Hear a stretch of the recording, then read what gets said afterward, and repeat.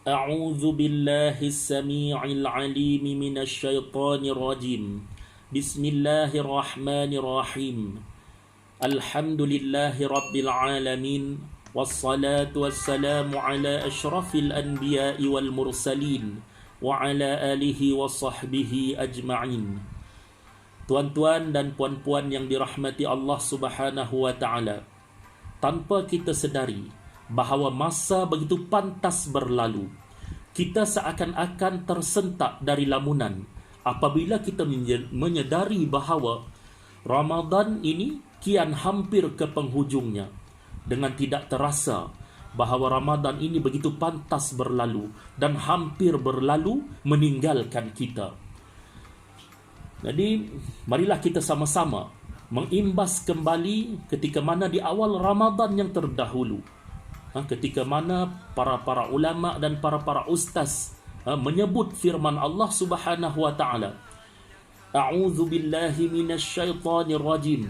Ya ayyuhalladzina amanu kutiba 'alaikumus shiyam kama kutiba 'alal ladzina min qablikum la'allakum tattaqun. Maksudnya, wahai orang-orang yang beriman, diwajibkan ke atas kamu berpuasa seperti mana umat-umat yang terdahulu, agar kamu beroleh takwa.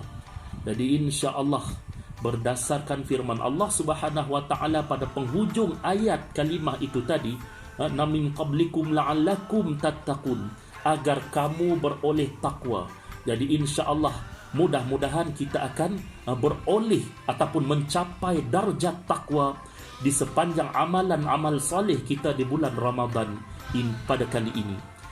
Jadi berdasarkan sabda Nabi sallallahu alaihi wasallam, man shama ramadana wahtisaban ghufira lahu man taqaddam min zambih. Maksudnya, barang siapa yang berpuasa di bulan Ramadan penuh dengan keimanan, penuh dengan ketakwaan, mengharapkan redha daripada Allah Subhanahu wa taala, maka Allah Subhanahu wa taala akan mengampunkan dosa-dosanya yang telah lalu. Maknanya apabila kita mendapat keampunan daripada Allah Subhanahu wa taala, kita akan mendapat rahmat dan kasih sayang daripada Allah Subhanahu wa taala. Apabila kita mendapat rahmat dan kasih sayang daripada Allah Subhanahu wa taala, kita disayangi oleh Allah Subhanahu wa taala. Insya-Allah, mudah-mudahan apa yang kita inginkan, apa yang kita hajatkan, apa yang kita pohon, minta doa daripada Allah Subhanahu wa taala akan diterima oleh Allah Subhanahu wa taala. Lebih-lebih lagi apabila kita masih berada di dalam bulan Ramadan pada kali ini, juga kita masih berada di dalam perintah kawalan pergerakan. Maknanya perintah kawalan pergerakan pada kali ini maknanya memudahkan kita untuk memperbanyakkan amal-amal soleh kita.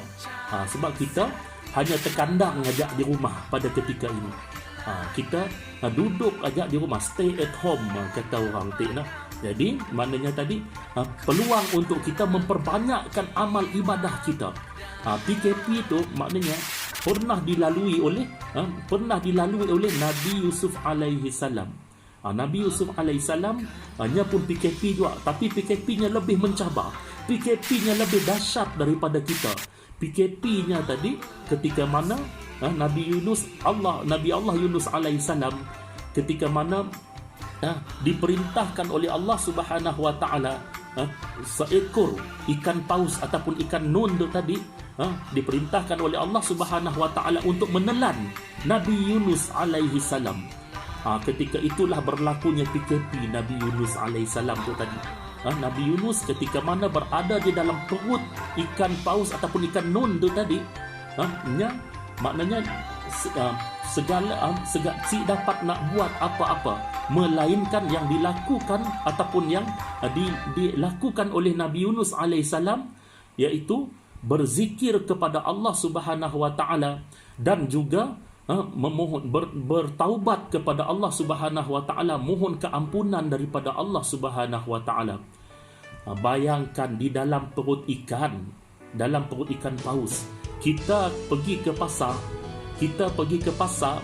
melimpas kedai ikan lah ya, macam ni rasa papa rasa bau tadi, rasa bau tadi. Kita di dalam rumah maknanya lebih selesa daripada apa yang dialami oleh Nabi Allah Yunus alaihi salam. Jadi mudah-mudahan kita dapat memperbanyakkan amal ibadah kita di dalam Ramadan yang ada pada kali ini, dan juga di dalam senario ataupun di dalam suasana perintah kawalan pergerakan kita pada kali ini. Bayangkan Nabi Yunus tadinya dapat nak layan apa-apa pun. Kita di dalam rumah kita boleh layan apa aja. Dalam rumah kita masih lagi ada apa yang kita layan, masih layan layan drama TV dan sebagainya, layan gadget ataupun layan hiburan-hiburan yang lain. Tapi Nabi Allah Yunus alaihissalam tadi dalam perut ikan, yang hanya dapat dilakukan oleh Nabi Yunus alaihissalam hanya bertaubat, memohon doa kepada Allah Subhanahu wa taala agar diampunkan, dan berzikir, menyebut kebesaran dan memuji-muji kebesaran Allah Subhanahu wa taala. Jadi mudah-mudahan yang lebih afdal juga sebenarnya untuk kita lakukan amal ibadah kita di bulan Ramadan ini, lebih-lebih lagi dalam suasana PKP kita tu tadi, marilah kita sama-sama memperbanyakkan amal ibadah kita, memperbanyakkan zikir kita kepada Allah, memperbanyakkan bacaan Al-Quran kitabullah, memperbanyakkan taubat kita kepada Allah, memperbanyakkan selawat kita kepada Nabi SAW, dan memperbanyakkan segala amal-amal soleh yang lain. Insya-Allah, mudah-mudahan dengan ini kita akan mendapat keampunan daripada Allah Subhanahu wa taala. Dan apa yang kita lalui, kita berhadapan dengan wabak penyakit yang diuji oleh Allah Subhanahu wa taala. Kita pada ketika ini kita diuji oleh Allah dengan wabak penyakit yang sangat berbahaya. Jadi mudah-mudahan Allah Subhanahu wa taala memberi kemenangan dalam perjuangan kita melawan wabak itu tadi. Jadi insya-Allah mudah-mudahan sedikit perkongsian ini bermanfaat untuk kita, dan terima kasih di atas tontonan tuan-tuan dan puan-puan. Dan insya-Allah mudah-mudahan sama-sama kita memperbanyakkan amalan ibadah kita tadi. Saya ulang berkali-kali. Memang saya nak ulang berkali-kali. Sebab Ramadan tu hanya tinggal sisa aja. Sebab sebelum nak nutup sebelum mengakhirkan tazkirah saya, peringatan ringkas tu, di dalam bulan Ramadan ada dua golongan. Hanya sebenarnya banyak golongan di dalam bulan Ramadan tu. Tapi saya mudah aja ambil dua golongan di dalam bulan Ramadan tu. Golongan yang pertama adalah golongan yang memperbanyakkan amal ibadah, ngambil peluang di bulan Ramadan tu tadi. Ngambil peluang di bulan Ramadan untuk memperbanyakkan amal ibadahnya, untuk mengharapkan mendapat ganjaran pahala yang besar di sisi Allah Subhanahu wa taala. Ya, golongan yang pertama. Dan golongan yang kedua tu, maknanya golongan yang kedua ini adalah golongan yang sangat malang sebenarnya.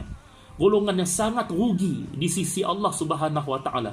Golongan yang kedua tu adalah golongan yang membiarkan bulan Ramadan ini berlalu begitu sahaja tanpa mengambil apa-apa manfaat daripada apa yang telah ditawarkan oleh Allah Subhanahu wa taala kepada kita. Jadi maknanya kita pilih yang mana? Golongan yang pertama tadi ataupun golongan yang kedua. Jadi mudah-mudahan Ramadan yang ada tinggal sisa ini kita manfaatkan dengan sebaik yang mungkin. Jadi dengan akhir kalam, Assalamualaikum warahmatullahi wabarakatuh.